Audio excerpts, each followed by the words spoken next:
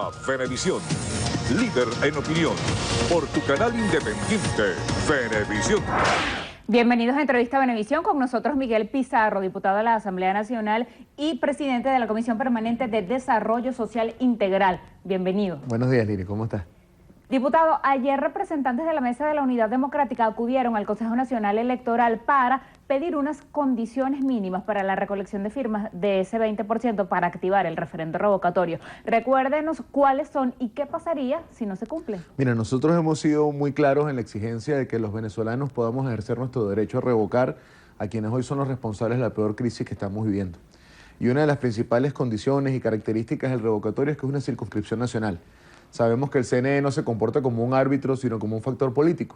Y es por ello que fuimos a dejar muy claro la exigencia de máquinas suficientes en centros nucleados de forma lógica y coherente, es decir, que sean centros con acceso a la población y no como lo hicieron con la validación del 1%. Y lo más importante, dejar claro que nosotros sabemos que el 20% es recolectado de forma nacional, que nosotros no permitiremos ni aceptaremos la opción de que lo hagan por Estado, como ellos han venido pretendiendo que se falsee el reglamento y cómo funciona el CNE para poder hacer que sea más complicado lo que hoy es un sentimiento en la mayoría de los venezolanos, que es revocar el mandato de quienes hoy están en el poder. Ellos fueron electos con una circunscripción nacional, por lo tanto son revocables con circunscripción nacional, y eso fue lo que ayer dejamos muy claro ante el organismo electoral, entendiendo cuál es el organismo electoral que tenemos, que en las condiciones que se presenten, de la forma en la que ellos intenten boicotear o obstaculizar la voluntad de los venezolanos, igual le daremos una lección de organización y de voluntad de cambio por el futuro que nos merecemos.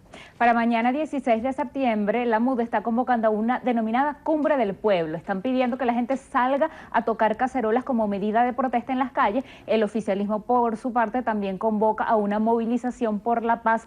¿Ustedes creen que quienes simpatizan con la Mesa de la Unidad Democrática o quienes quizá no siguiendo a la MUD están descontentos con el gobierno nacional van a seguir atendiendo estos llamados tan seguidos, tan reiterados y convocados a veces sobre la marcha? Mira, nuestro país tiene cientos de razones para protestar, Lirio, no solamente las que convoca la mesa, que mañana desde muy tempranito estaremos empezando, son 12 horas de activismo político por el revocatorio, arrancamos de madrugadita volanteando y agitando para que la gente salga de sus casas. En Caracas nos concentraremos en la Avenida Libertador a final de mañana hasta el mediodía, y en horas de la tarde hay casas por casas y asambleas populares para seguir multiplicando el mensaje del revocatorio.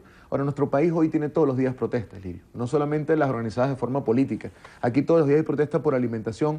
¿Cuántos reportes diarios de barrios trancados, de sectores populares en protesta y en reclamo porque no llegan las bolsas de CLAR, porque los manipulan con el censo? En nuestro país 14 millones de personas comen 2 veces al día, y esos son motivos para protestar. En nuestro país, ¿cuántos hospitales diariamente no protestan porque no hay insumos, porque no hay quirófanos, porque no hay radioterapias, porque no hay rayos X?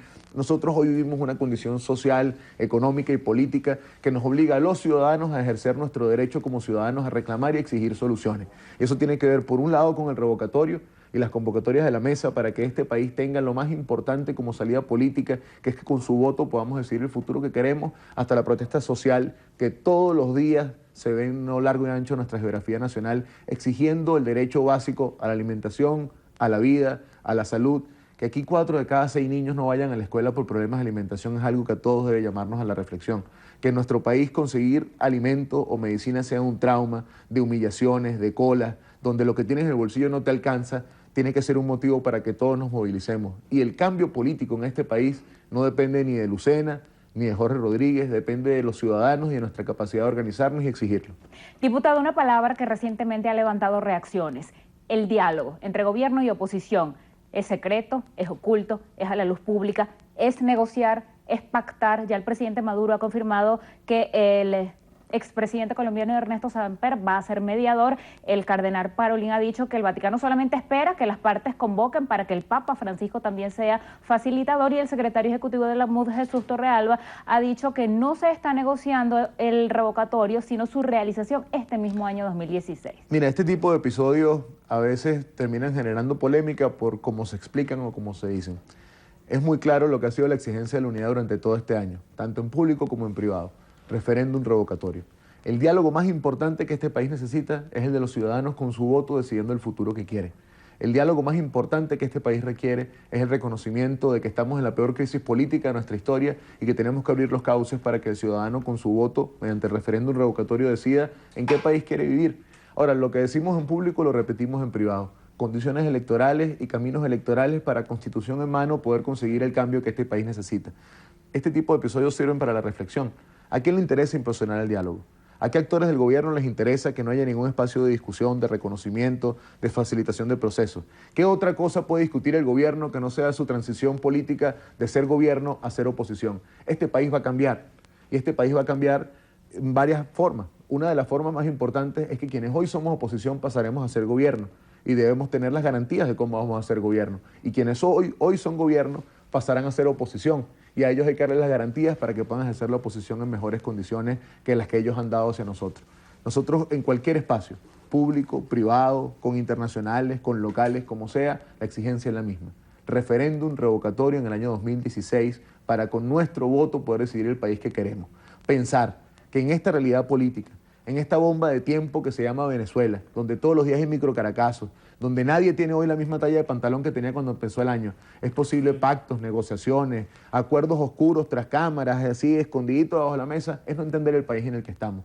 Nuestro país requiere seriedad en la política, seriedad en la conducción y sobre todo requiere una salida electoral para que esto que hoy estamos viviendo no termine en estallidos, en violencia, en la barbarie, sino podamos en paz resolver nuestras diferencias. ¿Qué interpretación le da usted a que la presidencia pro tempore del Mercosur va a ser asumida por una comisión de países? Mire, yo creo que es una gran derrota a la política internacional venezolana.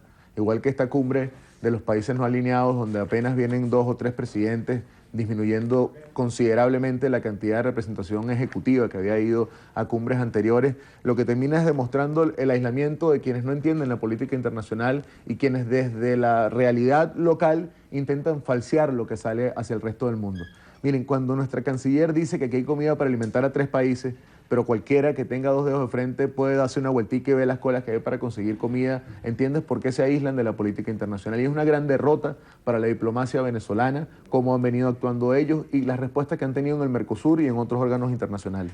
¿En qué se basa usted para afirmar que el gobierno invierte solamente 15 bolívares por día en la alimentación de los niños? Y explíquenos esa propuesta de ley de garantía de alimentación escolar. Mira, Lirio, nosotros hemos siempre sido unos estudiosos del presupuesto de la nación, porque ahí es donde los gobiernos demuestran sus prioridades. Hoy en día nuestro presupuesto destina 1.000 millones de bolívares más a la compra de armamentos que al programa de alimentación escolar. Destina por día, por niño, menos de 15 bolívares para el plato de comida en las escuelas. Pero peor aún, de los 3,5 millones de niños aproximadamente que debería beneficiar el programa, no beneficia ni 1/3 por las dificultades presupuestarias y de corrupción que lo vienen arropando. Nosotros, por esta preocupación, hemos decidido hacer varios estudios, tenemos números que son muy graves. 6 de cada 10 padres en este país, Lirio, han dejado de comer para que coman sus chamos. 4 de cada 10 niños se ausentan de escuela por temas relacionados con la alimentación. Casi 9 de cada 10 hoy de los venezolanos siente temor de quedarse sin comida en su hogar. El tema del hambre no es un tema secundario, no es un tema de la política, es una realidad que está en la calle, es una realidad que necesita soluciones. Y nosotros hemos planteado que eso no es solamente el diagnóstico, que como políticos y como diputados nos corresponde también plantear soluciones concretas.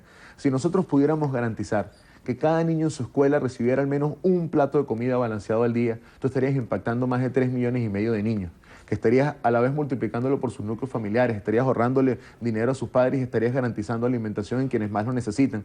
El último estudio de la Fundación Bengoa dio una cifra que para mí es muy alarmante. Casi 3 de cada 10 niños hoy tienen problemas de talla y peso. Y lo que es un problema de talla y peso, mañana es un problema de aprendizaje y en la adultez se convierten en problemas de salud.